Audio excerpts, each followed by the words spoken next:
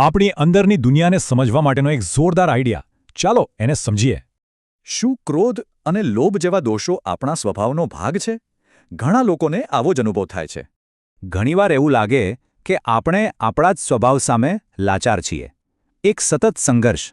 ઘણા માને છે કે કામ, ક્રોધ જેવી ખરાબ પ્રકૃતિઓ જીવ સાથે જોડાયેલી છે. એ આપણા જ અંશ છે. અને આ માન્યતાને કારણે આપણે કહીએ છીએ, હું ગુસ્સાવાળો છું કે હું લોભી છું. પણ શું હોય જો આ આપણી ઓળખ જ ન હોય?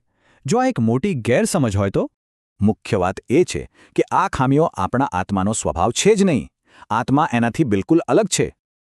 આ તો બસ અજ્ઞાનને કારણે થયેલી ભૂલ છે. આત્મા આ દોષોને ભૂલથી પોતાના માની બેસે છે. તો પછી આત્માનું સાચું સ્વરૂપ શું છે? ચાલો આપણી અંદરની દુનિયાની રચના જોઈએ. જો આપણી અંદર અંતઃકરણ, ઇન્દ્રિયો અને પ્રાણ છે, પણ આ બધાથી ઉપર કંઈક બીજું છે. એ છે જીવાત્મા, જે મન, ઇન્દ્રિયો અને શરીરથી પણ અલગ છે. એ જ આપણું સાચું સ્વરૂપ છે. આત્મા આ બધાથી શ્રેષ્ઠ છે. એ જ બધાનો કંટ્રોલર એટલે કે નિયંતા છે. એટલે હું નબળો છું અને ઇન્દ્રિયો બળવાન છે એવું વિચારવું એ જ મૂળભૂત ભૂલ છે. તો આ સમજણ પછી કરવાનું શું?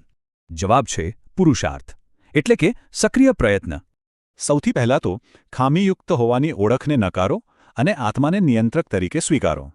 પોતાના પર ભરોસો રાખીને પુરુષાર્થ રાખવું, હારીને બેસી રહેવાનું નથી.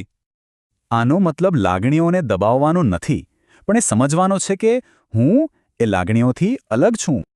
તો અંતે સવાલ એ જ છે, આપણી અંદરની દુનિયાનો અસલી શાસક કોણ છે?